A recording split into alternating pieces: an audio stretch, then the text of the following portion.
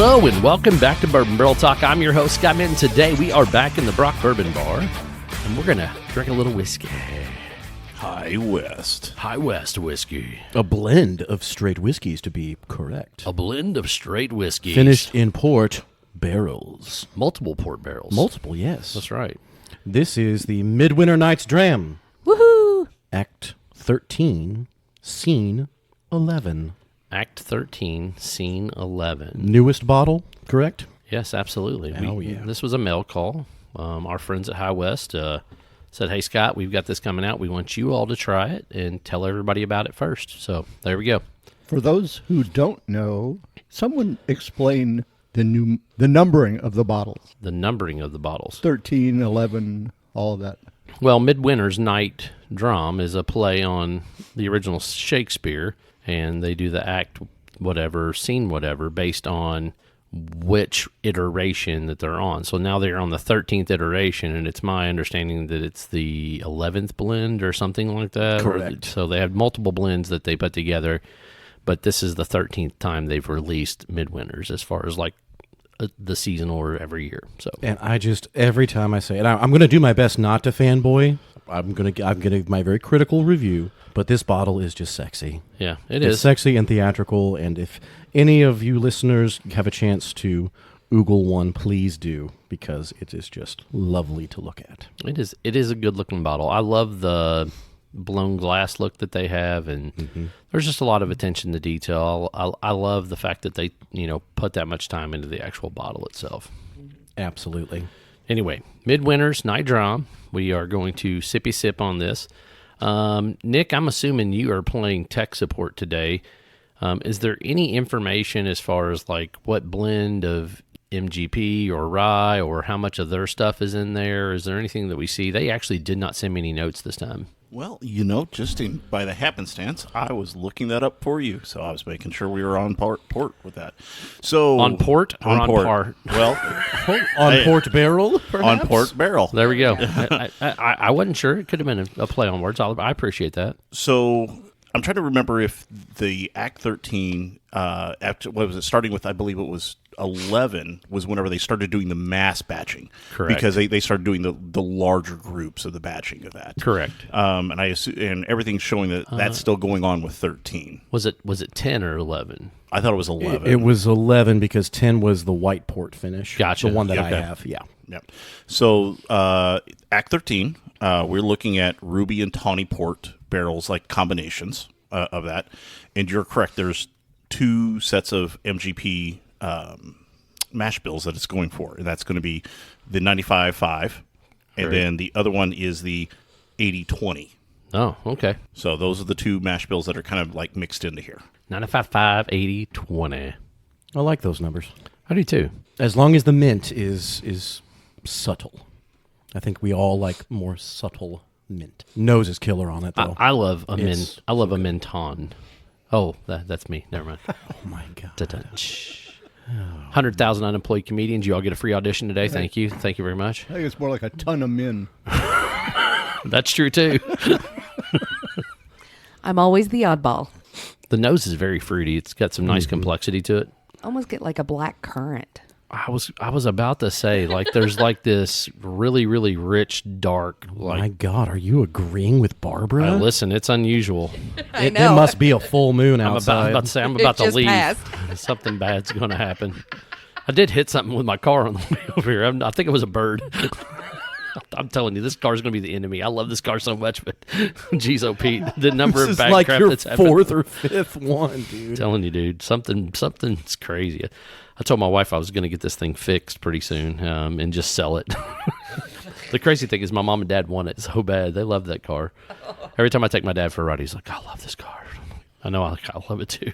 I see where you're getting the black currant on the nose. The other part of the nose is it's almost like a combination of like a cherry and blackberry cobbler. Like if you kind of mix those two together in a cobbler, those little pie things. I get the cherry. I don't know that I get the blackberry, but I'm getting almost like a raisin, like almost like a really, really heavy raisin note. Raisin bread almost. It's got a bit of a breadiness to it as well. Yeah, that yeasty, and I am also getting a ton of vanilla. It's a good nose because yeah. I don't I don't know if it was the 10 that I have or the 11, but I felt the nose was weaker than this one. This one is really nice, very forward in the nose. The nose is very nice, and I Ooh. get the dark fruit, but I'm just not buying into the taste. It's just not my thing. You're just not a big port guy, just in Not general. at all. You don't Not- like the wines. White port is totally different, and I've had white port finish and really enjoyed that. But the darker ports, just not me. Not bad, just not me. To each their own. I will say this packs a punch. Yeah.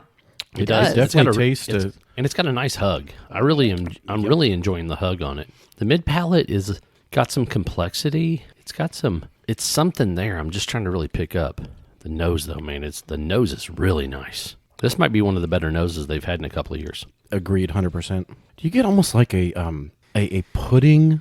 I don't want to say figgy pudding because that's clearly before my time. That's when Legend was a boy. Bring me a figgy pudding. Really, no one caught that bring us too. a figgy pudding. Oh, I just was trying not to go there. I tried. I know. You got to show your love, right? Absolutely. But a persimmon pudding or something of that Yeah, nature. it's I'm something that almost coating kind of creaminess of that pudding type, and I can get where you're coming from. It's definitely got some creamy and some heavy chew to it. The 95.5 rye is very pronounced in this batch. The 80-10, 80-20. 80-20, yeah. I'm not sure. And the worst part is, like, I always go back to 80-10-10 because I know that was a blend they did for a little while. Mm-hmm. But those were actually distilled as bourbon, but they went into used oak barrels. A lot of those 80-10-10s did, so they were actually whiskey. Nick, me and you, there's you've got something going on in your head. I know. Yeah, one of the things that I've just noticed is like, after you have it sitting on the palate for a while, there's a little bit of a drying that kind of goes on that palate after about a minute or so. And what I'm getting on that palate now almost kind of like takes like after I take a pull of a cigar. You kind of get that kind of drying feel on the sides and the back part of the palate for some reason. I'm picking up like a leftover cigar. You all keep giving me more reasons not to like this. Between the cigar reference and persimmon pudding, which God knows is some of the worst stuff you could ever eat. But the nose is great. I'm sorry, it's not Old Fo 100. Yeah, I don't know.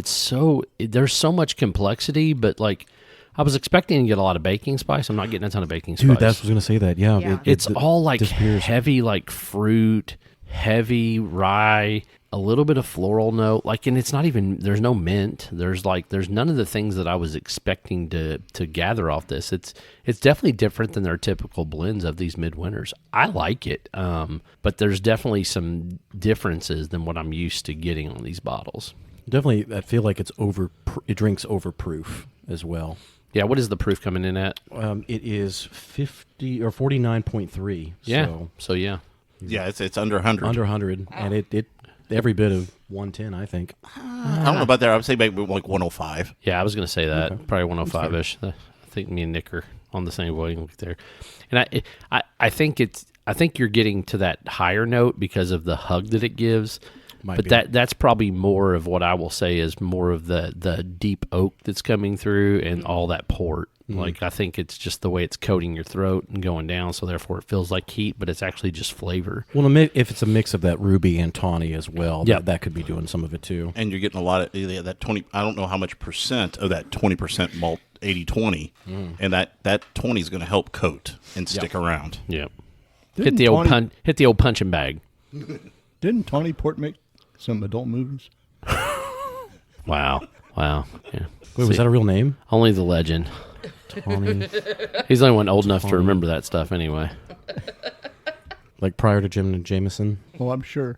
I'm sure. Who knows? I did go ahead and let me know whenever you want some of the tasting notes that's for this, and I can go ahead and kind of pull that up for you. Barbara, this is a Barbara note, so Okay. I'm feeling. Is there? Do you not get maybe just a touch of like licorice in that like back? Just to on that mid very, palate? very Yeah. back. Yeah. It's almost like, and it's not even black licorice. It's No, more like it's almost that, like a fruity licorice. yeah, fruity, like But I think with that black currant, with that the all those other notes that are in there, listen, I'm not a big licorice person myself either, but it's weird because all these other things, there's 3 or 4 different like flavor profiles that when I think of them, I'm not necessarily a massive fan of, but Right. they go together and they work. Yeah. There's something. It's weird. That you've touched on this. There is such a complexity that is so hard to pinpoint everything. And every time I take another pull, I get something different. And it's just, I don't know, but I need more. I'm just I mean, gonna the bottle's say, right next to you. I I'm just know. going to say to the listeners out there that I'm the outlier. I'm going to shut up. And He's like, I'm checking out of this conversation. like they used to say in TV commercials for vehicles, your mileage may vary. You may find something completely different. I just can't wrap my head around this at all. Yeah. Hey, not everybody can. It's got a lot, Legend. It really does. And it was one of those things. Like obviously, when we planned this night, I didn't know what was coming in the mail. I never know what's coming in the mail. So that's the beauty of this. And I'm sure Stephen probably would have been like, "Well, you're doing that. I'm not done. I'm not coming today. I'm not drinking port." I think it's fair to say that Midwinter is an acquired taste. I think a lot of people, when they like it, they really do. Kind of like you. Absolutely. Yeah. It's so Acquired sweet taste. of you. I am an acquired taste. And others just don't yeah. care for it, and that's Yeah. fine. I think Boy. the nose is probably the most standout so far. I think I have to keep drinking it. Of this particular one, yes, that nose But of is this one, the nose absolute is wonderful. dynamite. The more I drink, and in the last pull I even got a little bit of pepper. That's about the only Yep. baking spice I've hit off of it. I'm surprised I don't get any more cinnamon or like a nutmeg, just kind of those traditional rye bread baking spices. Yeah. All right, Nick. What does it say we're supposed to get? The official notes are Marionberry preserves. Or, Okay. Sorry, Marionberry. I Yeah. apologize. I missed the I there. Marionberry. I'm gonna have to rerun in the back of my head to see if I can even remember what a Marionberry is, other than Former mayor of I think they were the, I Washington, was about to say the mayor of Washington D.C. Weren't they a crackhead? Yeah, something Yes. like that. Okay, go ahead. Sorry. Chocolate dipped cherries, Okay. marbled rye bread, Okay. Mochiano cinnamon bark, oolong tea. That might be some of that floral that you guys were getting. Yeah. Winter pine, which that's when you get that minty kind of spearmint type stuff. But yeah, that piney stuff. Pine reminds me of like the old 291 stuff. I feel like maybe that's where Sprucey, I piney. think that maybe that little tingle on the side Yep. would be that pine. Well, that and also it attributes to the hug. And I feel a little vindicated on this last one. And smoldering Havana cigar. There you go. Are you sure that's a tasting note? You No, just no. let's see. Oh, Wikipedia added. Oh, I'll be damned. Okay. I mean, it was Wikipedia edited. I mean, it's added by Nick Brock. Yep. no, it's on there. Added exactly 2 minutes ago. This was from Whiskey Watch webpage, so I was not wiki, so I can't edit it. My bad. Wiki. I don't know. I'm really enjoying this. I do think it would go well with a cigar. This is definitely a winter pour, though. Yes. Like when you really think about it, like this is not a summer drink. It's a really, really nice winter pour. You could sit out there on your all's Yeah, evening I'm deck. thinking fire pit with a cigar. Yep, 100%. You're definitely going to drink I mean- that on a fire pit on a snowy night, aren't yeah. you, Legend? I mean, this isn't. No, I mean, the thing No, is that this really isn't crushable. I'm pretty much had all I'm going to have. You want to take this one slow because it tastes hearty. Yeah, it's got a lot going on. I mean, in the legs, I mean they're thick. I mean they really coat, and I think it's coming from that 20, like you said. I think it's the amount of malt that's in that second party blend. Does it say, Nick, when you looked at it, like how much of it was 95.5 versus the 80/20? It doesn't say at all. Maybe I can get a question into Isaac or Tara or one of them and see if they can give us a little bit more intel on that. Yeah, they just kind of said what's the two mash bills that were blended, so not the percentage of each. So yeah, Isaac will probably have to let you know what that is. All right, let's give it a quick number and then we'll get this one done. Who wants to go first? We going out of 5 or out of 10 or 10, man. Come on. 10. What are you? We always go 10. Well, for a limited engagement as this, I didn't know if we were changing the rules up a little bit. No. Okay. We go to 10. I'm gonna say I'll go first. I mean, me probably 8.25. 8, man, that's strong. All right, I like it. I mean, I like it. the nose and the complete package here, at least for me, is really good. Now, would I give it a high score if we drank it during the spring or the summer? Probably not. Yeah. But right now, with it kind of in the cool weather, it's very enjoyable, very warming, nice hug. It's definitely sweater weather for sure. I was thinking 8.5. So 8.5. Wow. All I right. love this, all of it. I think it's solid. Johnny? I'm going to go 7-7. 7. Oh, Lucky 7-7. wow. I was expecting a higher note from Johnny. So was especially I. with you Well- guys being as high as you were. I absolutely am a fanboy of the Dram. I thought the nose was just it had a better nose than it did a full body flavor experience for me.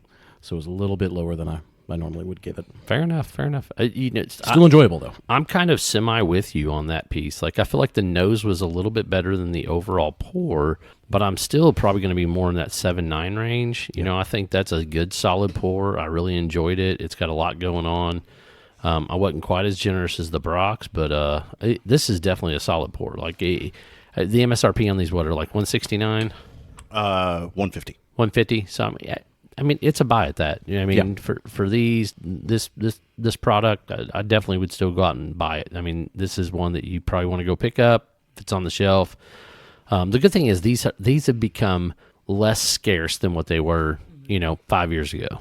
Oh yeah, definitely. With starting with Act 11, them doing the larger batches than the very smaller batches. Yep.